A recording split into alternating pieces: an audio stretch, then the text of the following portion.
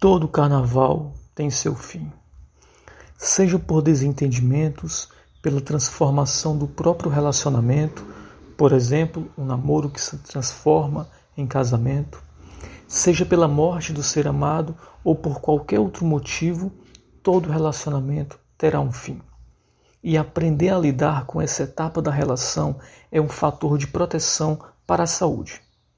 Mas como agir nesse capítulo tão especial de qualquer relacionamento? É sobre isso que vamos falar um pouco hoje, dando ênfase para fim de namoro e fim de casamento.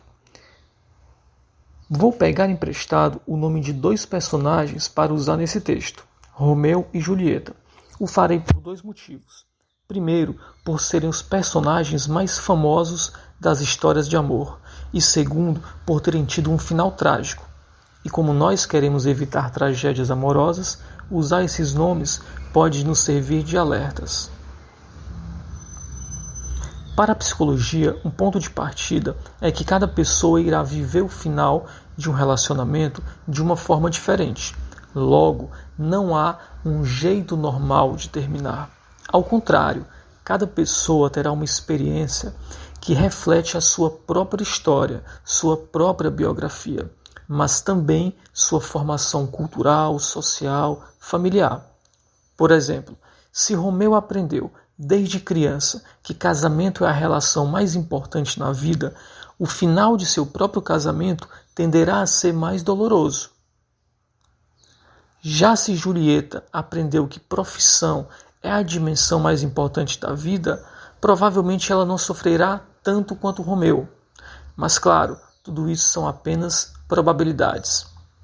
Vale dizer que o aprendizado que falo aqui é frequentemente o informal, o modelar, aquele que aprendemos pelo modelo, a partir de conversas, etc. Não é que necessariamente alguém verbalizou para Romeu ou Julieta que isso é certo, que aquilo é errado, mas convivendo com outras pessoas foram internalizando valores, crenças, padrões. Outra variável importante é a idade. Se Romeu tem 20 anos quando termina uma relação, talvez tenha internalizado novos valores que regem a sociedade contemporânea, dentre eles a repulsa ao sofrimento, o consumismo, o hedonismo, a descartabilidade e a efemeridade. Já se Romeu tem 80 anos e se separa, seus valores podem ser os de que casamento é para sempre, o que pode tornar o processo mais doloroso. Contudo, as variáveis indicam, como já falei, probabilidades e não determinismos. Nesse sentido, é importante destacar que as pesquisas apontam que a duração de um relacionamento não está necessariamente ligada à vivência do término. Assim, há casais que ficaram juntos 5 meses e o término é muito doloroso. E há casais que ficaram juntos 50 anos e o término é suave. Consequentemente, não há manuais, regras, leis nesse campo. Por isso mesmo, a psicoterapia pode ajudar tanto nesses momentos, pois, ao fazer uma terapia, sua dor e seu sofrimento serão acolhidos sem julgamento, de tal modo que você possa elaborar e ressignificar o que está vivendo, obtendo suas próprias respostas, sem ficar sendo bombardeado com o que você deveria fazer. Os sentimentos que surgem ao final de um relacionamento são bem diferentes e podem didaticamente ser divididos em sentimentos positivos e sentimentos negativos. Dentre os sentimentos positivos que uma pessoa pode sentir ao final de uma relação, podemos citar alívio, sensação de liberdade, facilidade para se distrair, felicidade, entre outros. Já dentre os sentimentos negativos, podemos citar medo da solidão, raiva, desprezo, choro constante, decepção, culpa, arrependimento. As pesquisas apontam que quanto mais sentimentos positivos uma pessoa sente ao final de uma relação, mais ela tende a sentir menos os sentimentos negativos, ou seja, esses sentimentos são inversamente proporcionais. embora também possam ser concomitantes e frequentemente o sejam. Por isso, a importância de ocupar a mente e a agenda com atividades e encontros que deflagrem os sentimentos positivos, acima ou outros. Não é escapismo, mas redução de danos. Claro que se há uma dor e a mesma pode ser acolhida, que o seja, mas não cultivada como um sofrimento sem fim. Logo, se Romeu fica muito bem caminhando na orla de uma praia ou em uma praça, provavelmente ficará melhor fazendo isso do que trancado em um quarto escuro. Ao sentir-se bem com a caminhada, iniciará um ciclo virtuoso que reduzirá a incidência dos sentimentos negativos. Até a música que escutamos nesses momentos pode ser um fator importante, reforçando representações tóxicas ou promovendo estados de relaxamento. Outra importante estratégia de enfrentamento da dor, sofrimento, estresse e ansiedade, deflagrada pelo fim do relacionamento, é a expressão de sentimentos. Ou seja, admitir que há um problema, abraçar a dor, não o sofrimento. E compartilhar isso com outras pessoas é uma estratégia que pode ser muito eficiente.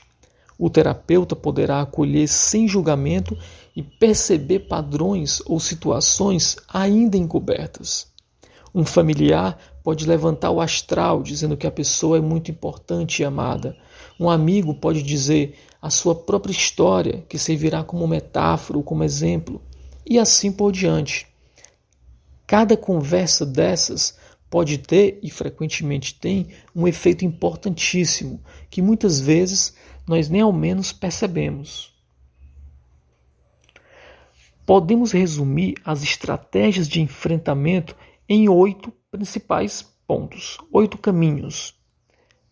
A.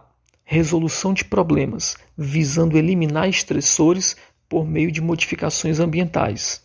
B. Reestruturação cognitiva. Aqui entra a ressignificação, tão promovida na terapia. C. Busca da rede social de apoio. Aqui estão inseridos, por exemplo, aquela tia querida ou amiga que irá dizer para Julieta: minha filha, você é tão linda e inteligente, vai logo encontrar outra pessoa. D.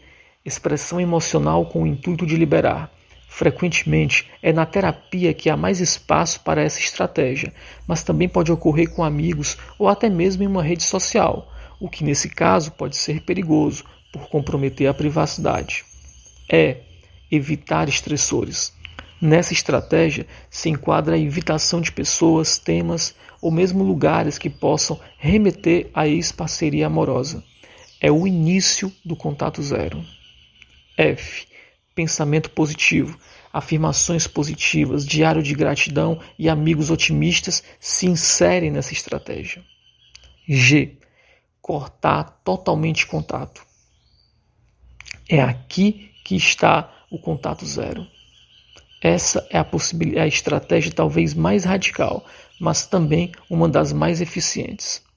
Neste caso, Julieta não apenas fica sem falar com Romeu, ela também o para de seguir nas redes e para de seguir e falar com todos os familiares de Romeu. H. Autocrítica. Nesta estratégia, a pessoa faz a crítica de seus próprios pensamentos e comportamentos. Por exemplo, Romeu critica seu próprio comportamento de ficar ligando a todo instante para Julieta. Bem, um relacionamento amoroso pode ser um importante fator de proteção para a saúde geral e para o bem-estar psicológico de modo particular. Isso ocorre quando os parceiros formam o que Rolando Toro chamava de par ecológico, que constroem juntos um ninho ecológico. Mas nós sabemos que nem sempre é assim. Também existem lares destruídos e relações altamente tóxicas e perigosas, notadamente na fase final. Por isso, a importância de dar a devida atenção aos términos de relacionamento e aos ensinamentos que eles trazem.